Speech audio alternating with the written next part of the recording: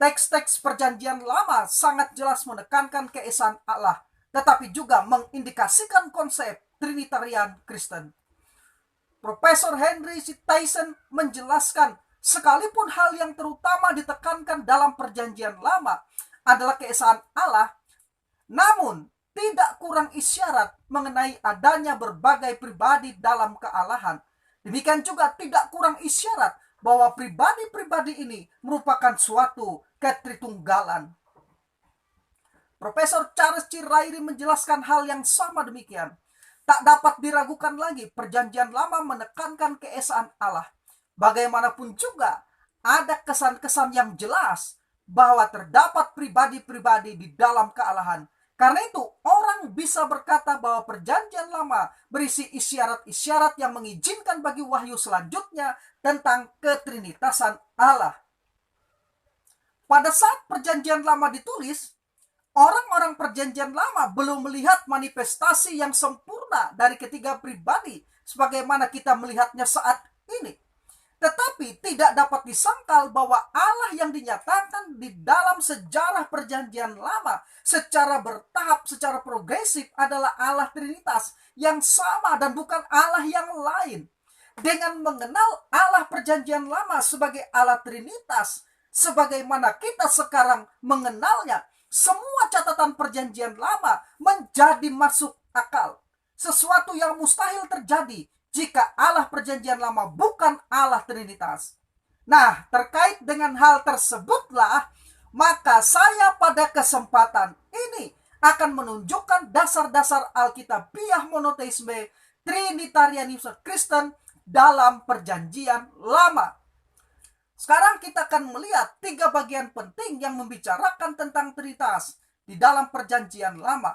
Pertama, penggunaan kata Ibrani Elohim untuk Allah di Kejadian 1 ayat 1 dan ayat-ayat lainnya dalam bentuk jamak merupakan indikasi pertama tentang Trinitas dalam perjanjian lama. Kata Elohim ini diterjemahkan ke dalam bahasa Yunani dengan kata Theos yang dalam bahasa Inggris God dan dalam bahasa Indonesia Allah.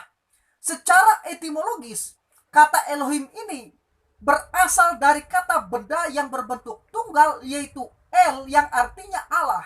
Bisa lihat di Kejadian 14 ayat 19 dan ayat 22, Kejadian 33 ayat 20, Yesaya 45 ayat 21. Atau kata Eloah yang digunakan antara lain dalam Ulangan 32 ayat 15 sampai 17, Mazmur 19 ayat 32 dan Habakuk 3 ayat 3.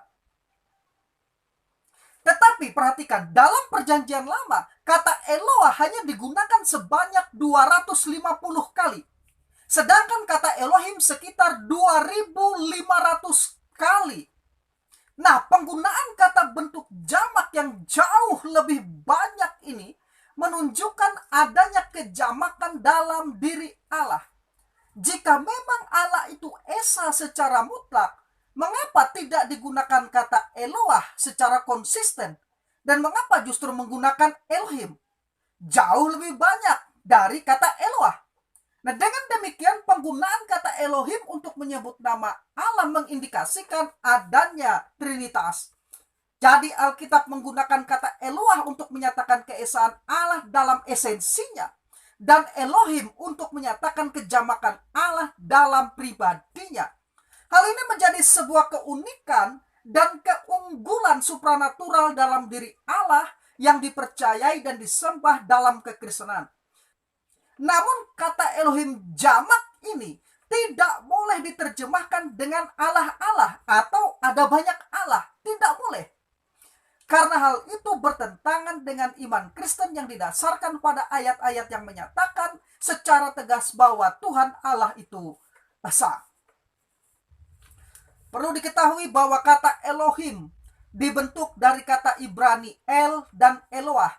Artinya Allah yang esa, dan akhiran kata im, yaitu sebuah akhiran kata benda maskulin bahasa Ibrani yang menjelaskan tentang gagasan jumlah jamak. Sebagai contoh, di dalam bahasa Inggris, a teacher untuk menunjuk kepada seorang guru, sedangkan kata teachers adalah bentuk jamak guru-guru. Akhiran huruf S dalam kata teachers menjelaskan tentang jumlah guru yang lebih dari satu atau jamak. Demikian juga akhiran im dalam kata Elohim hendak menerangkan sebuah fakta Alkitabiah bahwa Allah yang Esa memiliki lebih dari satu elemen ilahi. Elemen ilahi jamak yang dimaksudkan tersebut bukanlah tiga Allah, tetapi tiga pribadi yang sehakikat. Kedua, penggunaan kata bentuk jamak untuk Allah atau dalam relasinya dengan Allah. Berfirmanlah Allah atau Elohim, baiklah kita menjadikan manusia menurut gambar dan rupa kita, supaya mereka berkuasa atas ikan-ikan di laut, dan burung-burung di udara, dan atas ternak, dan atas seluruh bumi, dan atas segala binatang melata merayap di bumi. Kejadian 1 ayat 26. Kemudian berfirmanlah Tuhan Allah, sesungguhnya manusia itu telah menjadi seperti salah satu dari kita, tahu tentang yang baik dan yang jahat. Kejadian 3 ayat 23a.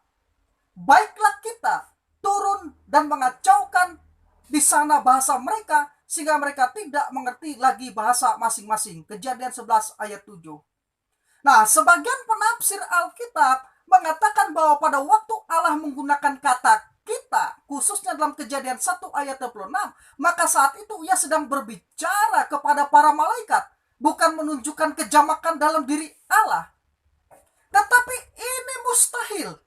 Sebab jika dalam Kejadian 1 ayat 26 diartikan bahwa kata kita itu menunjuk kepada Allah dan para malaikat, maka haruslah disimpulkan bahwa manusia juga diciptakan menurut gambar dan rupa malaikat. Artinya Allah mengajak para malaikat untuk bersama-sama menciptakan manusia. Sehingga jika Allah adalah pencipta, maka malaikat adalah rekan pencipta. Dengan demikian menurut penafsiran ini, Allah lebih dulu menciptakan malaikat segambar dengannya, kemudian menciptakan manusia yang segambar dengan mereka, yaitu segambar dengan Allah dan malaikat. Penafsiran seperti ini jelas salah.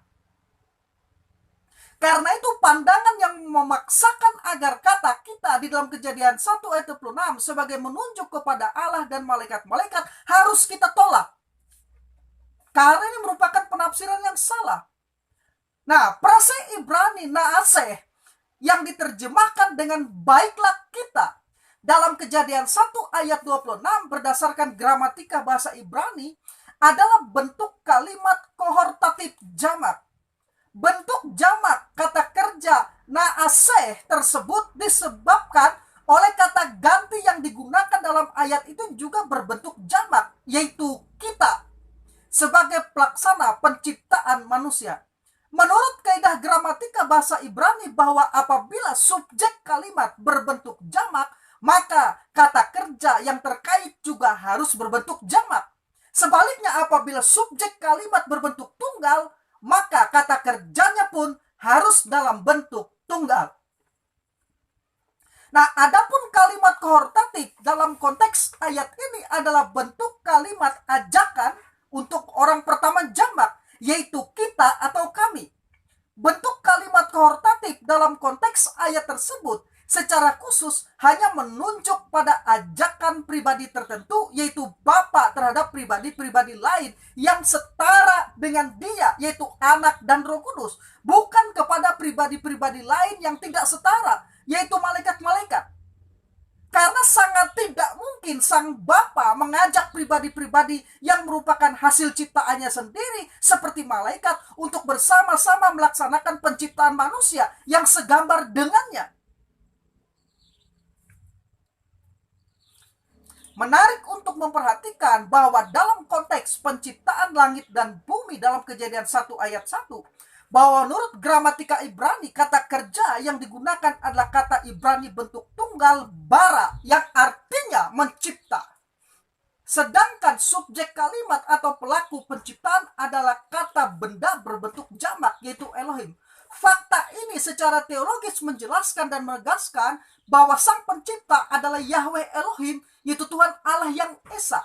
Tetapi perhatikan dalam konteks penciptaan manusia, Kejadian 1 ayat 26, kata kerja yang dipakai adalah bentuk jamak, yaitu naaseh, yang artinya baiklah kita menjadikan. Sebab itu kata kerja jamak tersebut menjadi serasi, sepadan, dan relevan dengan subjek kalimat atau pelaku penciptaan yang juga berbentuk jamak, yaitu Elohim.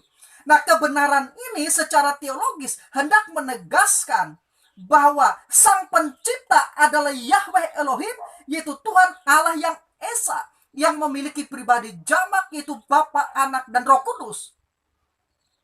Ketika pribadi yang setara tersebut secara bersama-sama terlibat sebagai pelaku penciptaan manusia. Dengan demikian, kedua konteks ayat ini, yaitu Kejadian 1 ayat 1 dan Kejadian 1 ayat 26, tidak saling bertentangan, melainkan saling melengkapi dan secara tegas mengungkapkan jati diri Sang Pencipta, yaitu Tuhan Allah Trinitas yang unik. Sebab itu merupakan sebuah kesalahan, kekeliruan apabila kata ganti kita dalam ayat tersebut ditafsirkan atau menunjuk kepada Allah yang berbicara kepada malaikat-malaikat untuk menciptakan manusia. Karena malaikat sampai kapanpun tidak pernah dan tidak akan pernah setara dengan Allah. Karena itu lebih tepat melihatnya kata kita dalam ayat tersebut sebagai Allah sendiri, sekaligus petunjuk dari diversitasnya. Seperti kata Profesor Paul N. bahwa istilah Allah dalam Kejadian 1 adalah Elohim, yang adalah bentuk jamak untuk Allah. Meskipun hal ini tidak secara eksplisit mengajarkan Trinitas, namun pasti boleh dilihat dalam bentuk kata ganti jamak kita. Dalam Kejadian 1 ayat 26, nampaknya kata ganti orang pertama jamak kita dalam Kejadian 1 ayat 26 mengantisipasi pluralitas manusia laki-laki dan perempuan, dan juga menyatakan sesuatu tentang eksistensi ilahi. Hubungan antara manusia dengan manusia mencerminkan persekutuan dan interaksi di dalam kealahan, suatu hubungan yang digambarkan oleh Perjanjian Baru sebagai Trinitas. Sekarang yang ketiga, penggunaan kata esa dalam Ulangan 6 ayat 4 menunjukkan Trinitas. Ulangan 6 ayat 4 ini adalah syahadat atau pengakuan iman atau kredo dari bangsa Israel. Dikatakan demikian, Shema Yisrael Adonai Eloheinu Adonai Echad, yang dalam bahasa Yunani Septuaginta diterjemahkan Aku Israel Hotheos Hemon Heis Estin, yaitu dengarlah hai orang Israel, Tuhan itu Allah kita, Tuhan itu Esa.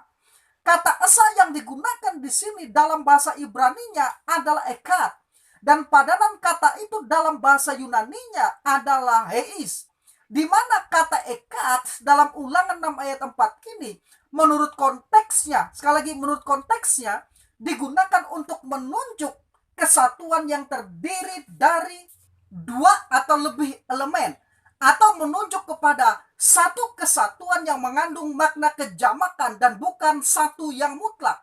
Kata Echad ini sering berarti a combined one atau satu gabungan, bukan an absolute one atau satu yang mutlak. Berikut ini contoh-contoh dari penggunaan kata Echad. Misalnya di Kejadian 1 ayat 5 menjelaskan bahwa dan Allah menamai terang itu siang dan gelap itu malam. Jadilah petang dan jadilah pagi, itulah hari pertama.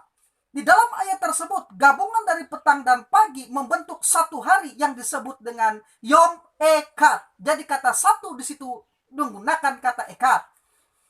Sekarang Kejadian 2 ayat 24 menjelaskan bahwa Adam dan Hawa menjadi satu atau Echad, yaitu satu daging.